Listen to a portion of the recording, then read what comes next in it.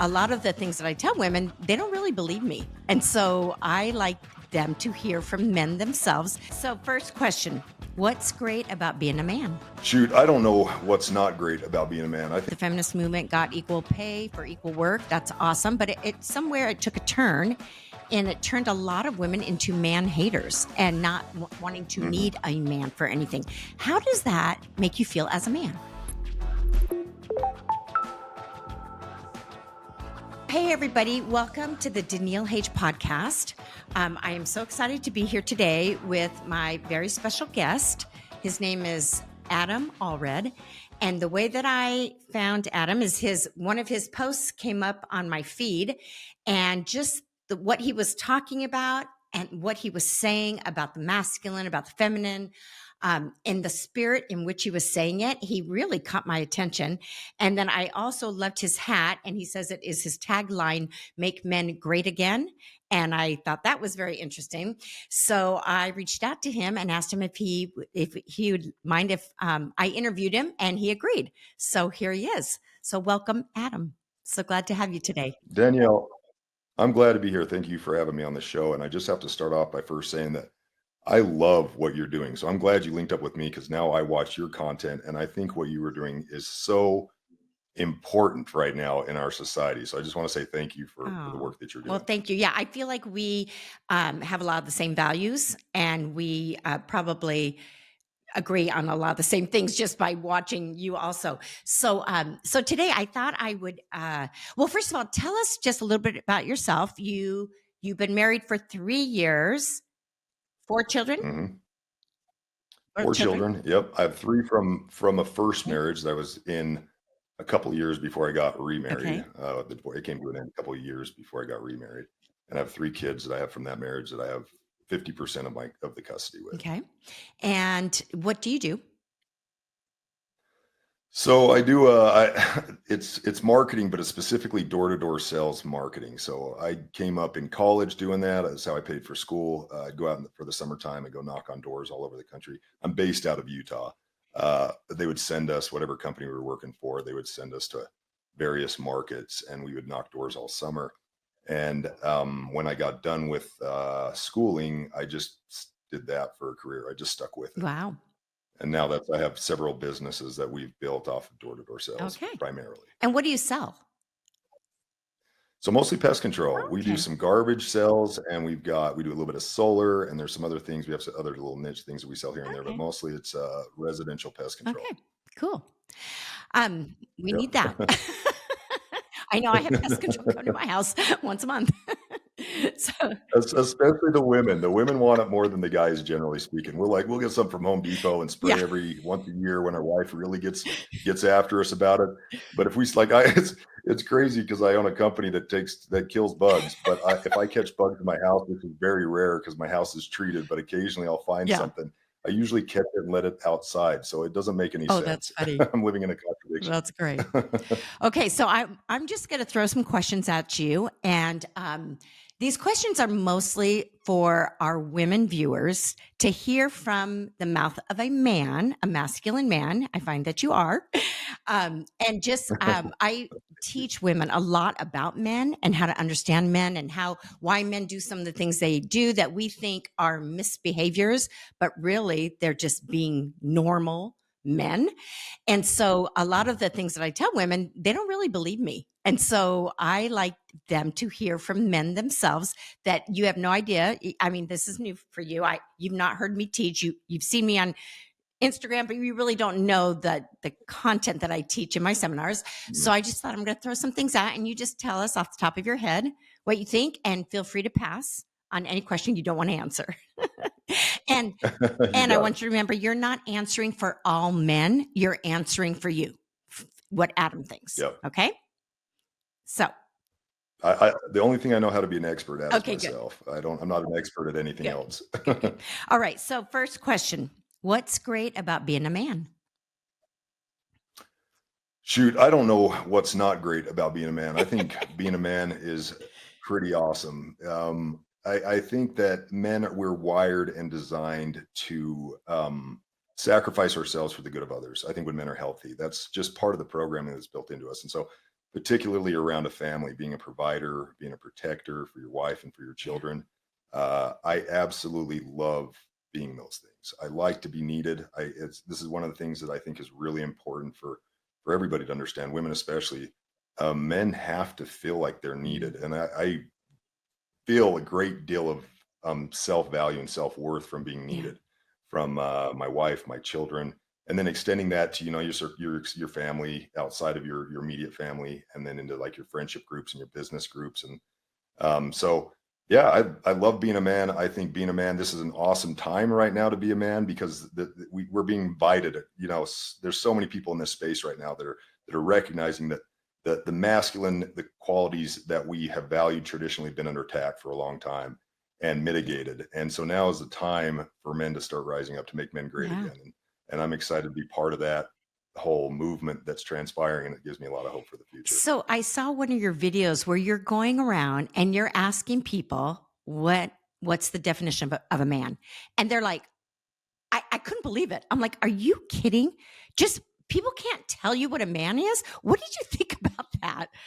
Did that blow your mind? I mean, what's so hard about that? Uh, it didn't surprise me. I was there all day just interviewing people, and I wasn't surprised by the outcome, because I think we live in this world right now where everything is upside Upside down and down. nothing makes sense. It feels like we're in some sort of twilight zone where nothing is real anymore, and it's just like the Yeah. circus is kind of taken over and is demanding that everybody think like the circus thinks. Yeah. And so when I was out there, I ate a lot of good people, but a lot of people that aren't aware of what's going on with the programming that's taking place in society right Mm. now. And so asking them what a man is was we got so many wild answers. We got some good ones, but we got more that were probably just, you'd think if you're rational, that it's just bizarre, Yes. the answers Yes. that people came up with. Yeah. That is crazy. Yeah, and a lot of it was just subjective. It's just like, well, this is what I kind of Right. think. There was nothing intrinsic Yeah. anymore in this discussion about what, and I just asked them. I didn't impose my view on it at all, Yeah. but nothing intrinsic about what makes a man a man. It was just kind of like, well, if you feel like you are one, sort of, then you are, whatever your gender is, whatever your qualities are. It's just more of a subjective feeling that if you feel like you're a man, then you So how do you first of all, let me ask you this. Oh, I have so many questions. The feminists, and I've heard you talk about feminists in the last, are. Mhm, 50, 60 years, have convinced women that they don't need men for anything. They can do it themselves. They can even do it better. I think the feminist movement was great for empowering women. I'm all about women being empowered and not mhm, abused or enslaved or, anything like that.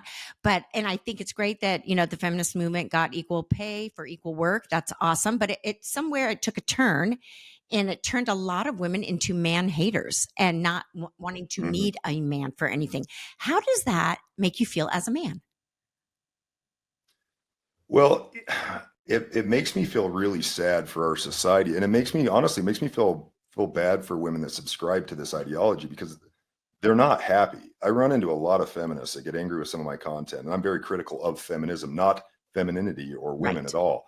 And I believe in the empowerment of women. I think I don't know anybody who doesn't. I have two daughters that the sun rises and sets on those two girls, and I want the very best for them, whatever it is that they want out of life. I want them to feel empowered and feel like they have every opportunity to carve out the life that they want to carve out, just like I do with my sons.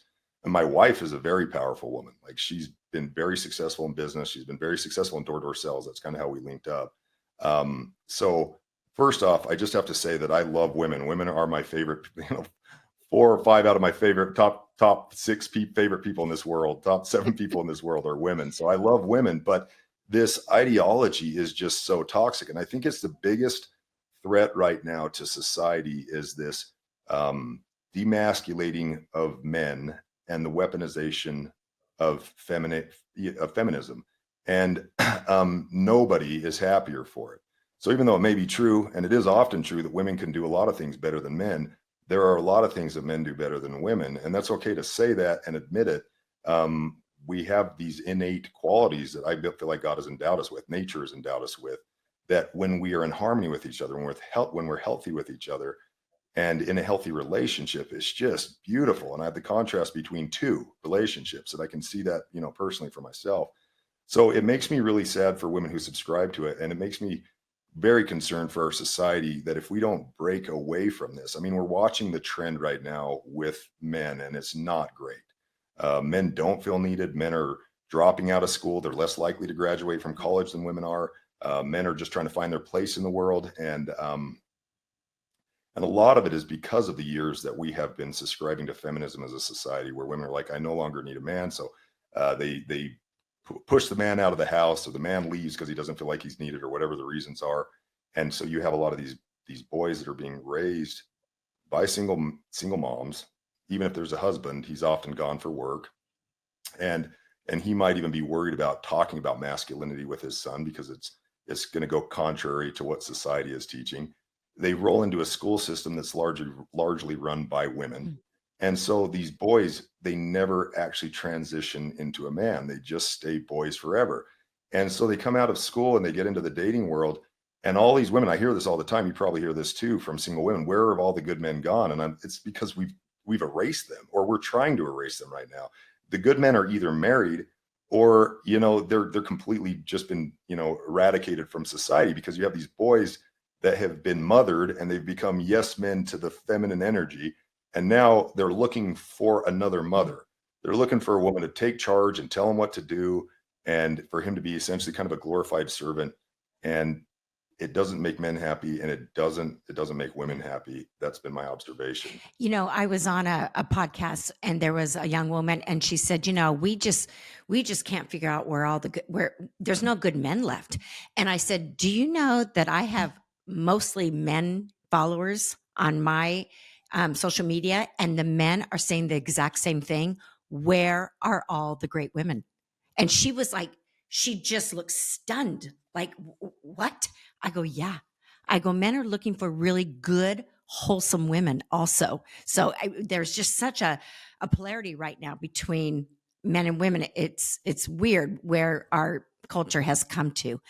But let me ask you this, because I hear this a lot too. People don't understand the difference between masculinity and femininity. And so many people are like, well, what does that mean exactly? So how would you define masculinity? Well, I think masculinity is, first, I think a masculine man. So when I say man, I mean a masculine man, because otherwise we're talking about something else. So when we're talking about a man, we're talking about a masculine man. That's my definition. And I think the first thing that a masculine man is, or a man is someone who can impose his will on the world around him. Now, you have toxic guys that do that, and you have good guys that do that. And both of that can be described as masculinity.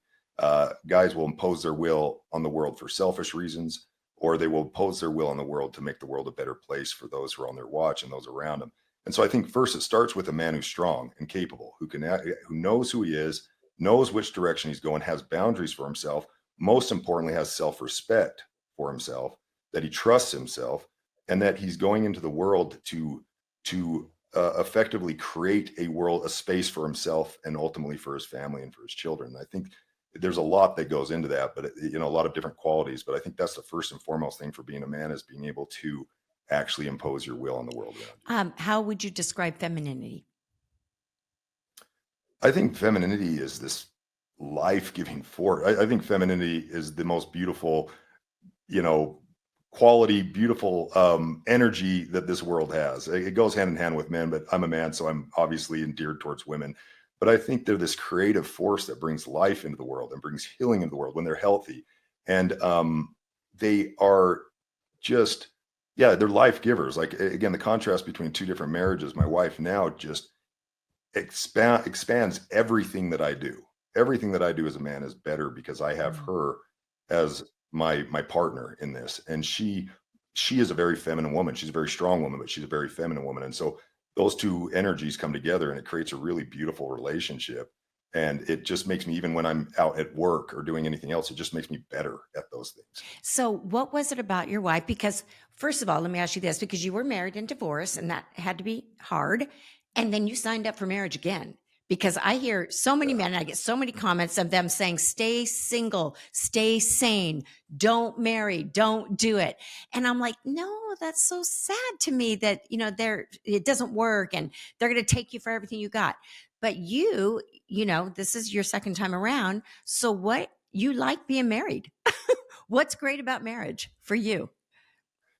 Gosh, what, shoot, I just think well, first, she's my best friend. I think there's really kind of three hats you wear in a relationship. And the first one is a friendship. Like you like being around each other. You like spending time with each other. You like having conversations with each other. So one, having your best friend with you, that you're talking to throughout the day, that you're spending hours with every day is just awesome. The second thing is she's just a partner with me. So she takes on a lot of the responsibilities. She takes on a lot of the household responsibilities. I mean, I help with that as well, but she's doing anything she can to contribute to the partnership that we have in this family. And then the other thing is we're lovers. So we have this really dynamic intimacy that is really important for women and men. And both women and men, I think, approach intimacy from kind of two different places. But when you can meet together, it really is kind of a little bit of heaven here on earth, Oh, I in love my that. opinion. I'm a monogamous guy. I don't believe in um I believe in the institution of marriage. I think it's the foundation for a happy and successful society, healthy marriages. And so, yeah, I think marriage is absolutely essential for the success of our society, our country, for our individual success, and certainly, most importantly, probably for the success of our Yeah, children. and they say there's actually research that says married men are healthier and live longer. They're healthier and live Yep. longer than single men. And they're better taken care of because, bachelors men usually don't take care of themselves, as as far as the way a woman would take care of you or encourage you to take care of yourself.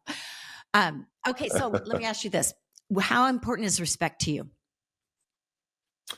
It's the most important thing as a man. Like, if you want to be a man, you have to be respected. And again, I'll go back to what I just said. It starts with self respect.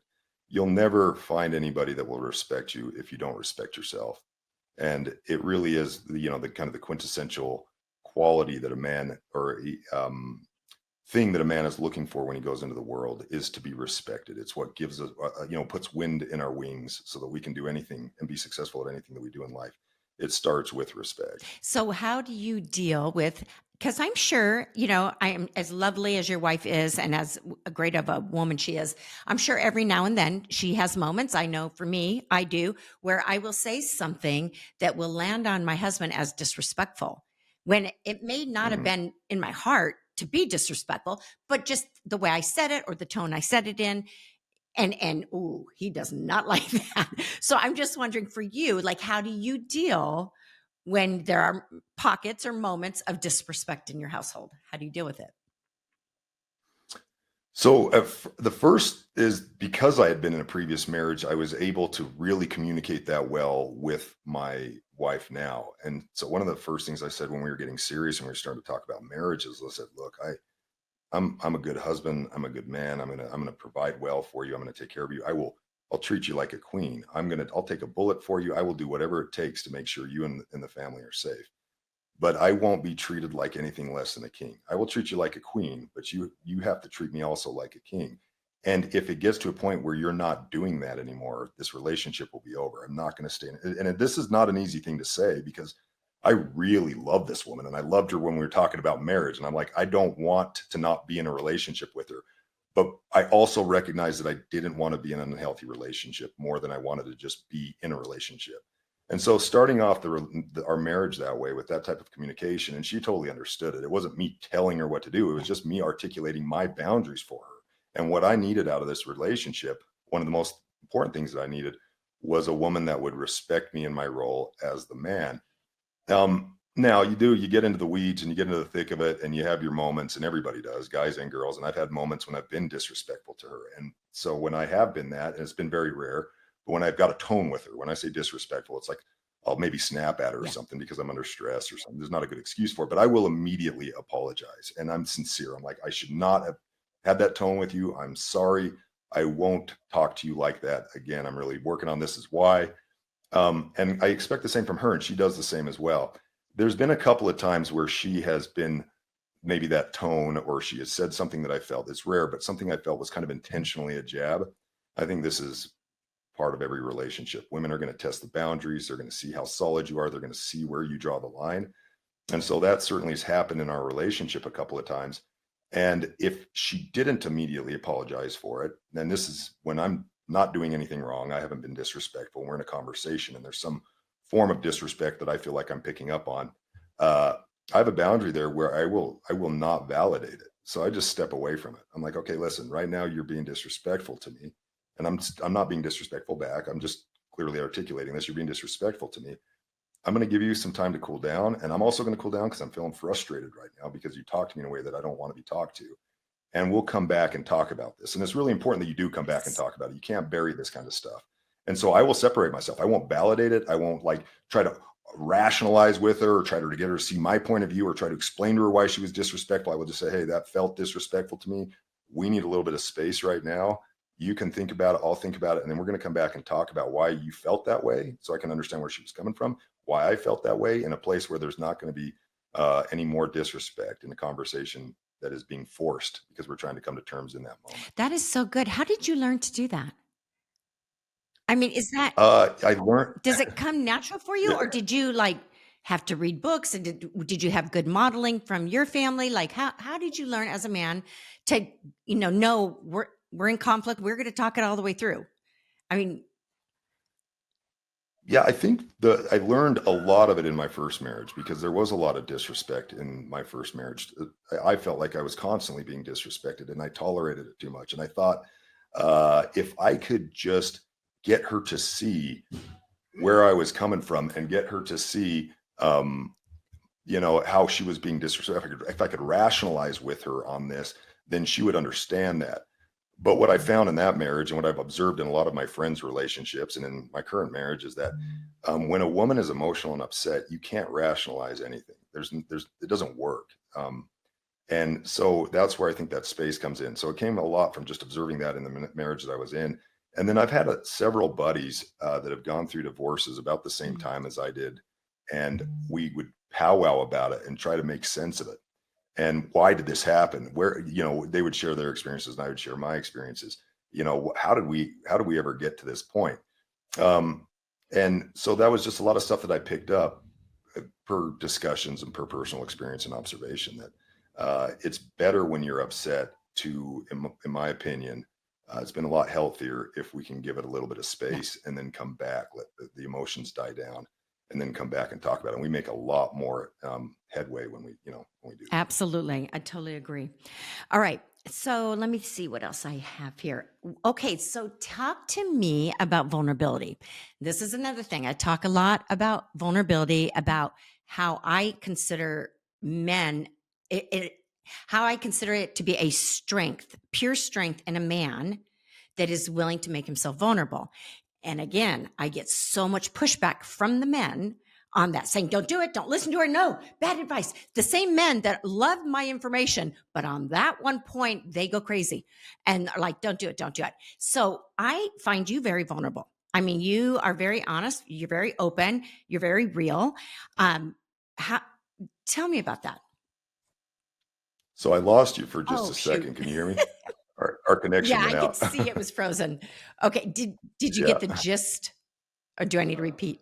Oh, if you can, yeah, can you repeat Okay, that? so I get a lot of pushback when I talk about vulnerability, when I tell men that it's a strength to be vulnerable with women, that it's being authentic, it's being open, it's unzipping yourself and letting women see who you really are. Not that you have to sit down and cry necessarily, but if you need to, that's okay too. But just, being open and talking about your fears, your dreams, your hopes, your desires, your weaknesses, your strengths. And you seem very open like that. So, what would you say to men about vulnerability? And why is it so hard for them? Well, I think first you got to kind of come up with we've got to come up with what the definition of Okay. vulnerability is because I think a lot of men think that vulnerability is just kind of pouring out all of the turmoil and trauma that's inside them and unloading that on their woman and that she's now going to be put in some motherly role to try and kind of put that back together. And when you do that as a man, it you lose respect for yourself, I think, and women will lose respect for you that you do it like that. So a lot of women are saying, "I want my man to be vulnerable," and the second he acts in this manner, she starts to lose attraction Mm, for him. So for me, vulnerability means something different. Vulnerability means it puts you in positions where you can be hurt. So being in a marriage is very vulnerable. I'm in a relationship now where if I lost my wife for any reason, it would hurt a lot. Having children is a vulnerability because if something happened to my children, it would destroy me. It would wreck me. That's very vulnerable. That's a vulnerable place for me to be in. When you allow things into your life that can hurt you, I think that's being vulnerable. I don't think being vulnerable means communicating everything that's going on, everything that you're dealing with. In fact, I kind of think men should be the opposite of that. As a man, you go into this world, you step out your front door, traditional man with a traditional family. My wife is a stay-at-home mother. I go out every day out my front door and I take damage. Life is hard. It's competitive. I'm in business. It's a lot of work. And if I can, and a lot of the reasons why we do that as men, a lot of the motivation for us to go out and level up in the world is so that we can create a safe space for our wife and our children. Again, it gives us that need that we're needed and that we're doing something that's helpful for other people. Men are wired that way. So I don't think like a man should come back and unload all the stuff that he went through on his wife and destroy the peace of his home, the peace that he's fighting so hard to protect and preserve. So I'm not going to come back and tell my wife, here's all the problems I had at work. Here's all the problems I'm dealing with internally that I have to work through. Because one, she probably doesn't have the answers. So she's not going to be able to help me. She can listen sympathetically, but that's about it. And so I'm kind of using her as an emotional punching bag at that point. I don't think that's what vulnerability is. I think vulnerability is opening yourself up to opportunities, opening yourself up to relationships that could ultimately end up hurting you. And to me, vulnerability, that type of vulnerability ultimately is a strength. Even though it's dangerous, it can seem dangerous. And that's why I think a lot of men who've come out of toxic relationships are like, I'm never doing that again, because they expose themselves to a place where they could really be hurt. And now they are hurt. But I do think being vulnerable is a strength, and I think there's a lot to it that is, how would I describe this? You and I were talking about this before, but where openness is a huge strength for, I think for everybody, but especially for men, because a lot of men are closed off. But being open about who you are, being open about open to life and whatever it has to bring is actually a really good strength for men to have. Yeah. Okay, you froze for again for a second, so I wasn't sure if I should talk, but you're back. So now I lost my train of thought. What was I going to say? I don't remember. The beauty of having editors for podcasts, because you can edit everything. Okay, so well, we were talking about vulnerability and having weaknesses, and I think maybe I can jam on this for just a second, because everybody has weaknesses, yes. And I think one of the things that men wrestle with is a lot of insecurities, and how do they balance their insecurities with women, right? Like, how do you manage all these insecurities you have without having your woman lose respect for you? For me, and I don't know where I picked this up, but I have found that if I can just be open about who I am, open about my strengths and my weaknesses, if I can get to the punchline before anybody else gets to the punchline, then those things are no longer weaknesses, and they're no longer things that I have insecurities about. And I'm okay having shortcomings. I'm okay being imperfect, and we all should be. So being open about that kind of stuff and being the first one to recognize that instead of trying to hide your weaknesses. I listened to Jocko, who's a very masculine man. I don't know if you listen to Jocko Willink, but yeah, he was saying that when we try to hide our insecurities, everybody sees them. Yeah. And when we are open about our insecurities, nobody cares. I agree. Because when you're trying to hide them, you're usually overcompensating, trying to go the other direction of who you really are. And it's like you're walking with a limp, like something's just off because you're trying too hard to make yourself look better or stronger or whatever it is that you're struggling with. But I think too, it is being authentic. And if you can't be authentic and open with your partner, someone you're married to, that's going to be your teammate for life, you can't really have a deep connection.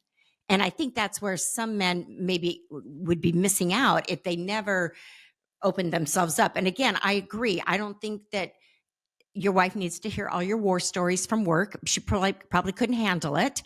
And the stuff that you have to deal with being out there, when you are at work. And I think maybe it scares women, and that's why they sometimes will use it against the man, because it scares them. So they're in fear.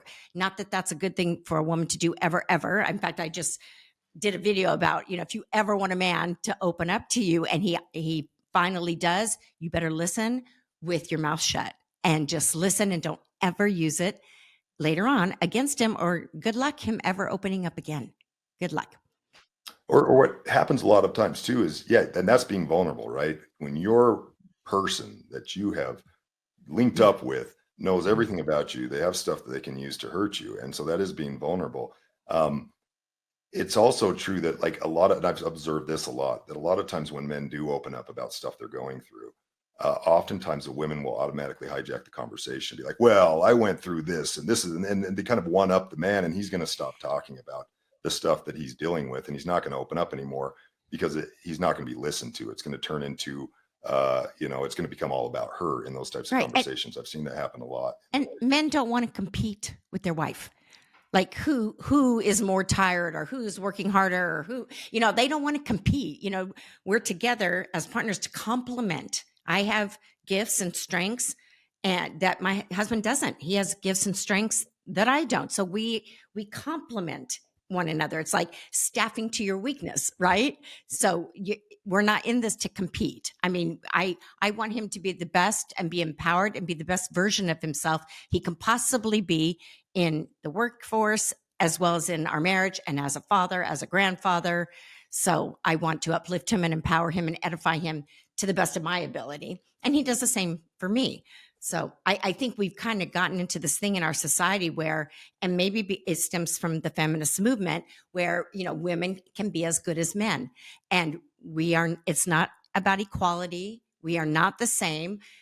Men are always going to be stronger than women, even if it's a bigger woman. Because of testosterone, men have way more testosterone than women, which makes them stronger and more aggressive, more competitive.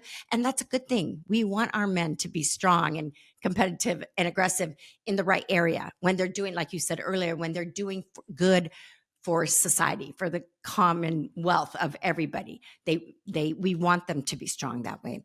So let me ask you this. What would you say, what does provider mean to you? Well, providers start, first and foremost, it means you make more than you take. So you're bringing home enough to take care of others that are on your watch, and so whatever that looks like, putting a roof over your kid's head and your wife's head, putting food on the table, putting clothes on their back, kind of the basic essentials.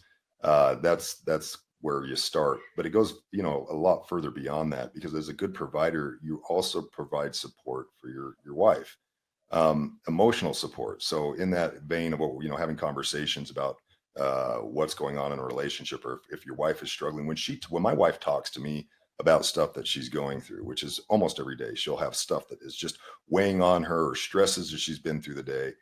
I shut up and listen, and I don't try to fix it. I think this is one way to provide a rock that my wife can build on, unless she's asking me to. And sometimes I'll ask her that question: "Do you want me to fix this?" Because I'll have an answer in my head. I'll be like, "I know something that'll work, or at least I think it'll work." Or, "Do you want me to just be supportive?" And she'll tell me, and we have that type of relationship. She'll be like, "Actually, I just want you to be supportive right now." Like, "Okay, I got you, baby. I'm going to put my arms around you. I'm going to kiss you. I'm going to tell you I love you. I'm going to tell you everything's going to be okay. I'm going to listen to you. I'm going to respond intelligently to it in a supportive way."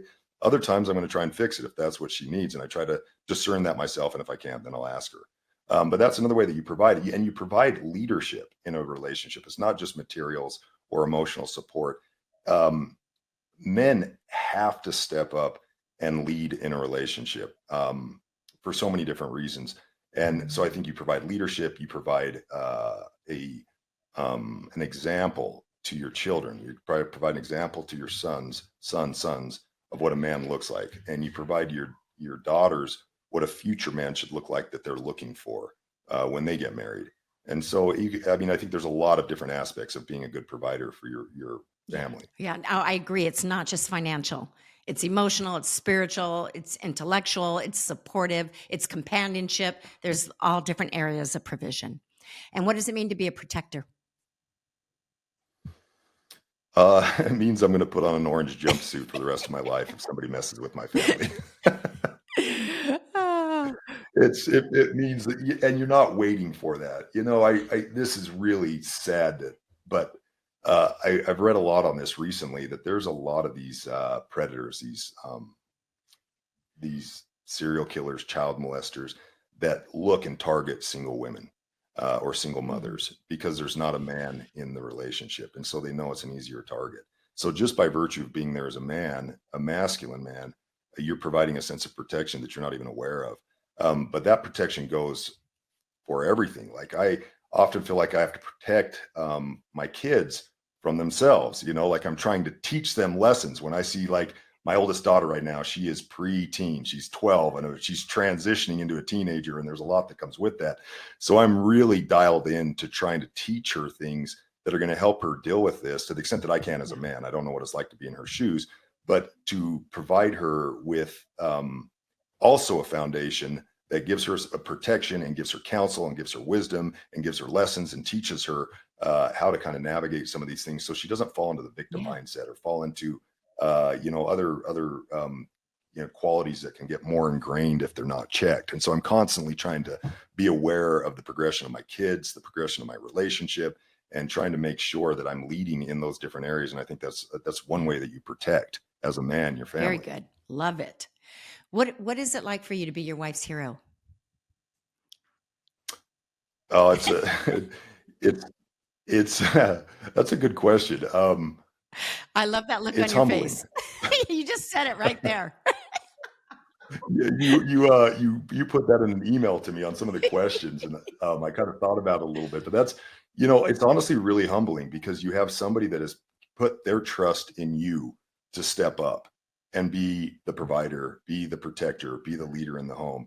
And so she views me that way. It makes me level up, and I think this is really important in relationships that we miss. Our partner is going to become the person that we treat them as. So if we treat them like they're a child, if a woman treats her husband like he doesn't deserve respect, if she talks to him like he's a kid, if she tells him what to do, or vice versa, if a man does this to a woman, it will create that dynamic in the relationship because one, that's what you're going to be viewing it as. So that's what you're going to see. And one, it will start to change them into that type of person. And so she treats me like I'm her hero. It requires me to step up and be that type of person for her. I So love there's a lot of pressure that comes with that, but it's the good kind of pressure. It's the kind of pressure that makes me a better person. That is great. That is great. I love it. The look on your face, that was just precious because you could just see the pride in it, like being her hero. And the vulnerability in it too. Okay, 2 last questions. So for the women who are listening to this, if you had a tip or a warning or something that you feel like every woman needs to know this, what would it be? Oh, in relationships to men. Is that what you're asking? Like what Let's would go be there. the tip Yes. that I would give women and how they're dealing with men? Because I wouldn't probably dare to give them much tips outside of that. It wouldn't be my place to do that. So, yeah, one, a man, and we've been talking about this already, but a man has to feel respected and he has to feel needed. And if you're not providing those things for him, it's going to create one of two things. So if you're treating a man with disrespect, you're going to get one of two things. I believe inside each man, there are like two different animals that are kind of wrestling inside of each man. One of them is the wolf and one of them is the sheepdog. And the wolf is cunning and it's a predator and it's savage and it's vicious and it's dangerous. And the sheepdog is wise and it's a protector and it's also dangerous and savage. And which one you bring out which one shows up is the one that gets fed. So if you mistreat a man enough, he's going to do one of three things. He's going to leave the relationship. He's going to, and I'm not condoning this. This is just what happens. I've seen this happen a lot. Or he's going to start cheating on her. He's going to start stepping outside of that relationship to get intimacy, to get respect somewhere else, whatever that looks like. Or the last option is your mistreatment of him, as I would describe it, is going to break him. And he's going to turn into basically a lapdog. So he's going to be neither the wolf nor the sheepdog, or he's going to be a lapdog that basically is, trying so hard to validate and please the woman all the time. And women will say, oh, that sounds great, but it doesn't work with women. They don't find that man respectable. That's so They true. don't find themselves attracted to that Yep. man, even though they may have been working tirelessly to domesticate him. As soon as he's domesticated, as soon as he's, given up the proverbial man card, she will immediately begin to lose sexual attraction for him and respect for him because they go hand in hand with the woman and her attraction to a man. So I would say to women, what type of man do you want? And if you're with a good man, it starts with that. Find a good man, find a man that's responsible, that you can trust, that's a good person, then treat him the way that you want him to be. That's so good. I think that's excellent. One last question. What are you doing to make men great again? So there was nobody when you asked me earlier about how did I come to learn one of these aspects of dealing with with my wife in this relationship. I've looked back numerous times and realized there was no mentorship for me as a Mhm. man anywhere along my pathway, except my father, who was a good father, but he was rather aloof. Like I never had sit down conversations with him. He never imparted like, son, I want to have a talk with you about what life is like, and this is what it means to be a man, and this is how you step up and take care of your responsibilities. He set a good example, but he worked hard, and I didn't talk to him much about that kind of stuff. And there was nothing in society that taught me how to deal with women and how to be an effective man in a relationship with a woman. And so that's one aspect of what I'm trying to do is help men understand how to have boundaries, how to have self-respect. What does it mean to be a protector and a provider? How to step into those roles? And I think this is just like the most important thing that we can do as a society is to make men great Yeah. again. Get guys back in fighting shape so that they're dangerous again, and they're filling those roles that women crave to have and men want to be, but just don't know how to do it because we've been lost in all this sauce. We've been lost in all this Yeah. confusion and all this um, all the programming, all the wrong programming that's coming from society. It's coming from Hollywood. It's coming from mainstream media. It's Right. coming from politics. Uh, Helping guys to unprogram from that and start to see themselves as good Yeah. men, as kings, as men worthy of respect. And how do you do that as a man? Well, you start by, getting yourself in a better place, in a healthier place, because until you are healthy as a man, um, you're never ever going to be in a healthy Yeah, relationship. that's right. And you attract. I tell men all this all the time. You attract what you are, not what you want. So you can talk about all day long what you want, but ultimately you will attract what you are. So when I hear guys say, "Oh, where have all the good women gone?" or "These women are so toxic," and they don't, I can't get past a first date or whatever that is that a man is saying to me. It is going to start with everything's going to start with him. It's what is it that you are doing or not doing that you need to change. Mm. Um, because those and when you really get yourself in a healthy place, then it's just kind of how the universe works. You start attracting women that are like that, good That women are that are healthy. also Yeah. healthy. And now you have a Yeah. healthy man and a healthy woman coming together, and you have a real chance of making a great, healthy relationship. Right. That's so true. So where can people find you online? So Like, yeah, I'm on social media, YouTube, Adam Allred Official on YouTube, Adam Allred Official on Instagram, on TikTok, on and Facebook. do you have a podcast? I can't remember. Or did you say you were, Yeah, yeah. you do the Doughboy? Is that your So podcast? Doughboy is like a kind of a subcategory of Adam Artificial, something I work with a men's group, guys that I bring in and do coaching with and stuff like that. So no, just for content or for listening to podcasts, it's Adam Artificial. Okay. But Doughboy is a specific niche within that with some of the coaching that me and my team do with Got it. Got it. Okay. Well, I want to encourage any men that are listening to follow Adam because I think he sets a great example and he's a great role model for men, especially younger men, the young men coming up these days in their, teens and 20s and 30s. So I really want to encourage that. And then please, if you found anything that you liked on this podcast today and you think it might benefit somebody please like it and share it. Push that little arrow, send it to them so they can listen to it. And last but not least, please subscribe because that helps us on YouTube. Okay, Adam, thank you for taking the time. I so appreciate you doing that. And I think you have great information. I think you are very emotionally intelligent, and I have a lot of respect for you. So thank you.